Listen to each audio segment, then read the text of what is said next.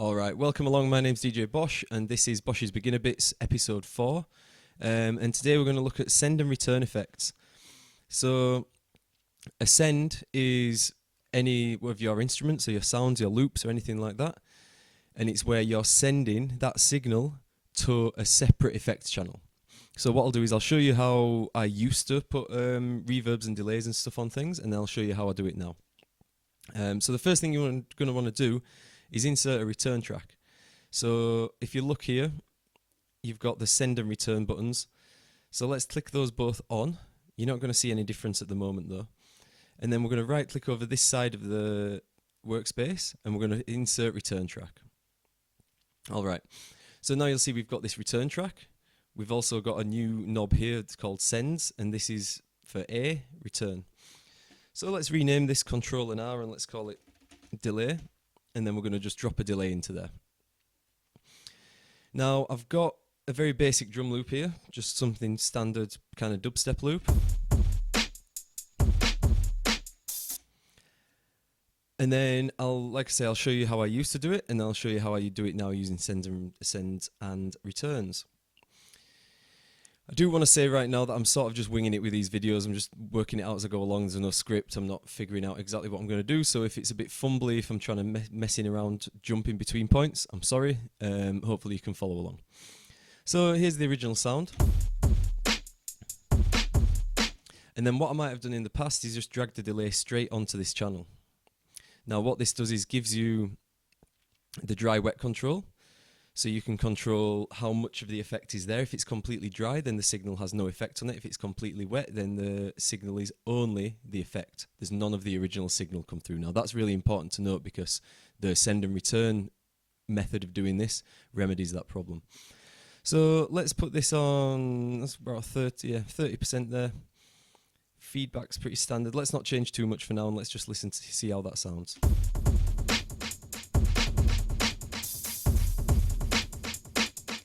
And then I'm going to turn the let's turn it off. And let's turn the wet signal all the way up.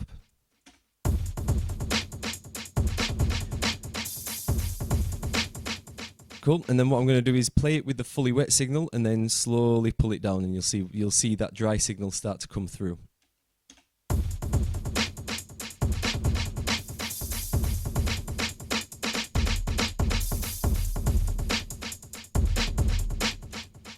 Cool. So that's about all the control you have really there. You can do the feedback, make the feedback a bit longer. Let's put this wet up a little bit. Let's make that feedback longer.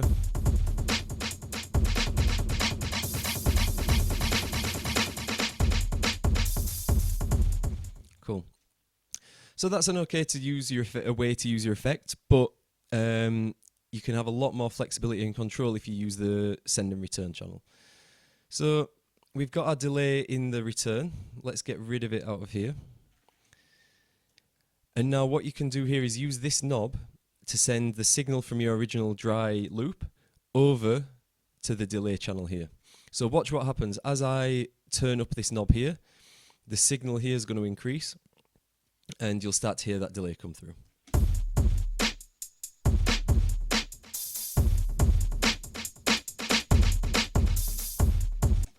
Cool. So one thing that's important to note with this, it's quite important that you have your dry and wet signal all the way up to full on the return track.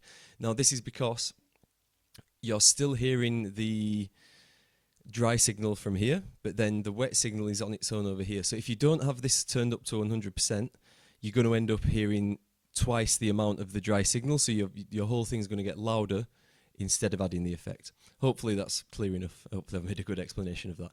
So delay onto your return track, dry and wet all the way up, and let's up this. So you can see over there on the right, that delay starting to come through. And then let's take it off again. Cool. So, I mean, it sounds pretty much like your normal delay. There's not much difference there, but one good thing you can use this for, and it was used especially for dub reggae and stuff like that, King Tubby, all those sort of styles, where you can add the delay in and then take it out and the delay won't cut off.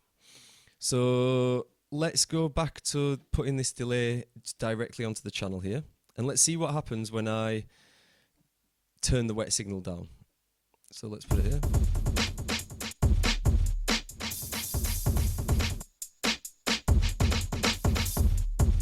So I don't know if you can tell there, but when I turn the dry and wet signal down there, the delay completely stops. It doesn't carry on ringing out. So back into the return channel. Oh, I've doubled that, never mind. So what we can do here is we can apply this delay to certain individual hits of the drum. So let's say we just want to apply it onto the snare. What I'm going to do is every time that snare hits, I'm going to whack this knob up, and that's going to put the delay on the snare, but then it's not going to cut it off when I turn it down. So it won't delay anything else but the snare, but you'll hear the delay from the snare carry on. So have a listen.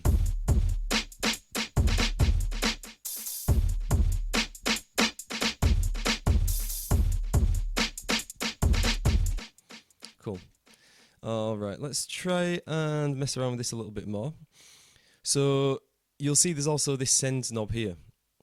Let's right click and click enable send. Now this sends the return signal back into itself. So you'll start to get feedback, and it'll create delay. It'll create a longer delay basically, and it's sending the delayed signal back through to be delayed again and again and again. Again, another one really popular with dub reggae producers, because it creates some really nice sort of harmonic sounds. You start to get a little bit of feedback sound in there. So let's have a play around with that. Let's put our send up to full. And what I'm going to do for this is turn my feedback all the way down. Doing this means that I'm only going to hear one hit of the delay. So have a listen to how it sounds now. Yep. And then let's start to slowly increase this feedback, this send on here. So again, remember, this is going to send the delayed signal back through to be delayed again. Have a listen.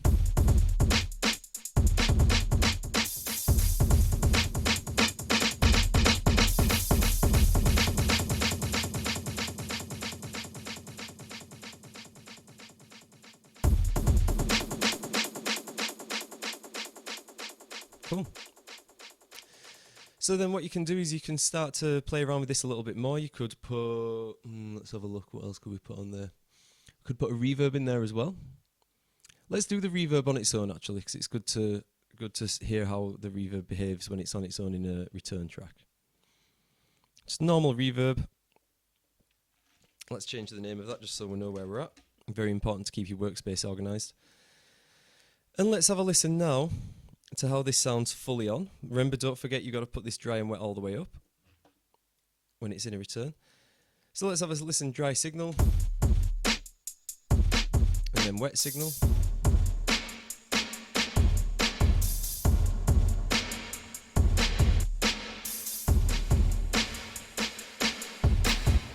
Cool.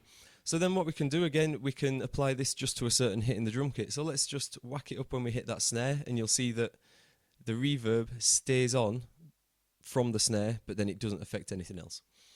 Have a listen.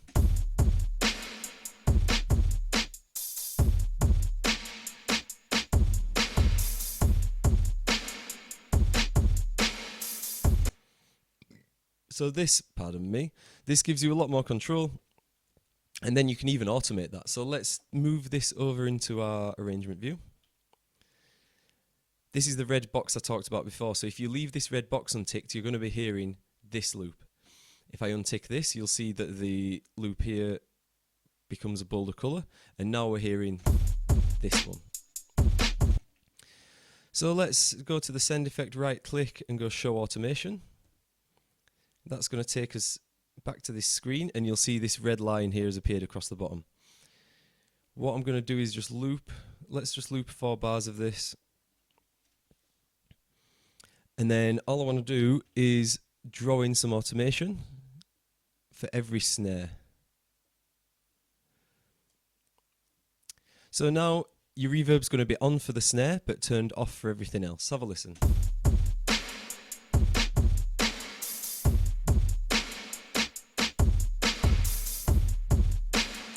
Now, if I was to do that with a reverb on the effects, just on the loop, Let's show you how it'd sound. Show automation. Let's pull that down. So let's do the same thing. So now we're not automating the reverb from the return channel, we're just automating the reverb on here. Let's have a listen how that sounds.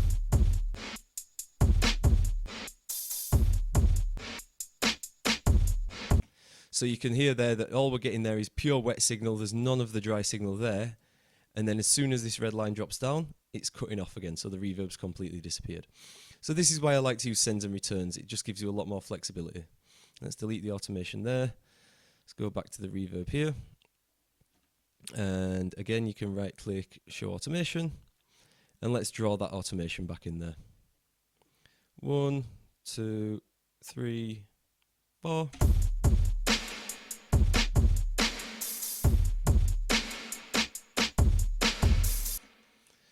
All right, so let's put some other effects on there. Let's do, what else can we do?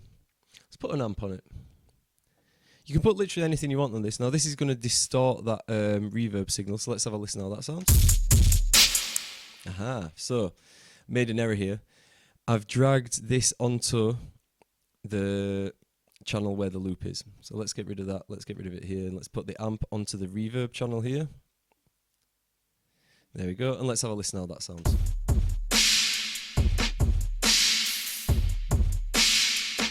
Let's change it a little bit. Let's try lead.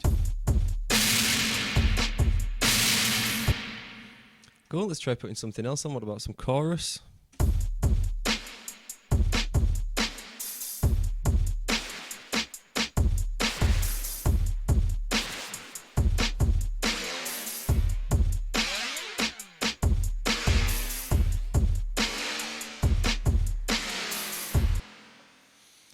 Cool, so you can hear we've got a pretty cool effect there, but it's not affecting this original thing. If I just solo this, oh, that doesn't work. If I take out this automation,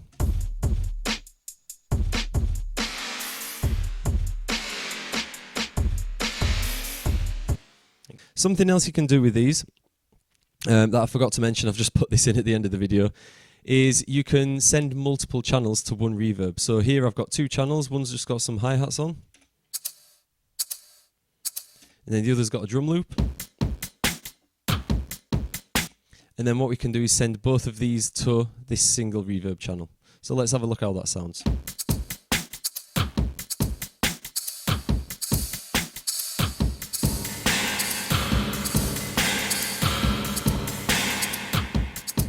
Cool. Something else you can do, let's insert another return track. Now you'll see when you insert another one, you get another knob here, and that just corresponds to the same thing. So let's go audio effects, let's put a delay on it this time. Let's make that delay a single note, there we go.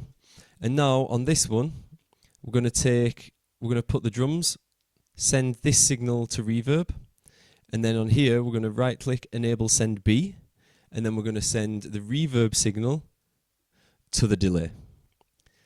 Pretty simple, hope it's easy enough to follow, and let's have a listen how that sounds on its own.